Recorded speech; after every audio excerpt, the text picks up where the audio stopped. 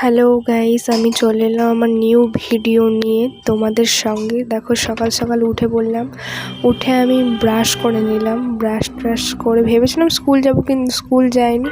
সকাল সকাল একটু নিজের আয়নায় মুখ দেখলাম। তারপরে বিছানাটা এলোমেলো ছিল, বিছানাটাকে গুছালাম। নতুন বেডশিট পেতেছি। তোমরা দেখো কেমন লাগছে, তোমরা কমেন্টে বলো।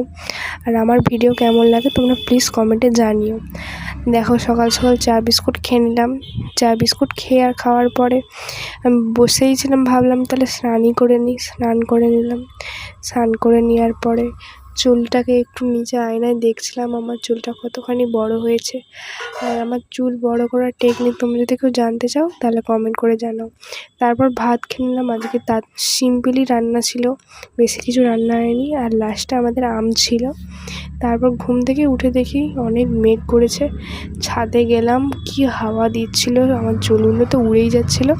কিন্তু দেখো মেঘটা কত সুন্দর, মানে এত সুন্দর মেঘ করেছিল, কি আর বলবো তোমাদের। গাছের সমস্ত পাতা নড়ছিল, মনে হচ্ছিল না এক্ষুনি গাছের পাতাগুলো পড়েই যাবে। তারপরে দেখতে দেখতে বৃষ্টিও চলে এসেছে ঝমঝম করে। তারপর বৃষ্টি থামার পর আমি রেডি হয়ে গেছি, আমি একটু এক জায়গায় ঘুরতে যাব বলে।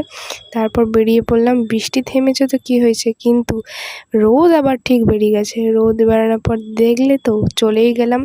তারপর দেখে একটা মন্দিরে গেছিলাম, এটা কোলাঘাটের গৌরাঙ্গ ঘাট। কে কে গিয়েছিলে তোমরা জানিও প্লিজ। তারপর ঘরে এসে একটু মোমো খেয়ে নিলাম। তারপর বসেই ছিলাম। তারপরে দেখি না রাতের খাবার মা বলে খেয়ে নে। আজকে ছিল আমাদের জলদা ভাত আর হচ্ছে মাংস, কষা মাংস। কে কে আমার ভিডিও দেখতে ভালো লাগে তোমরা সবাই লাইক কমেন্ট করে আমার পাশে থেকো, সাবস্ক্রাইব করে দিও।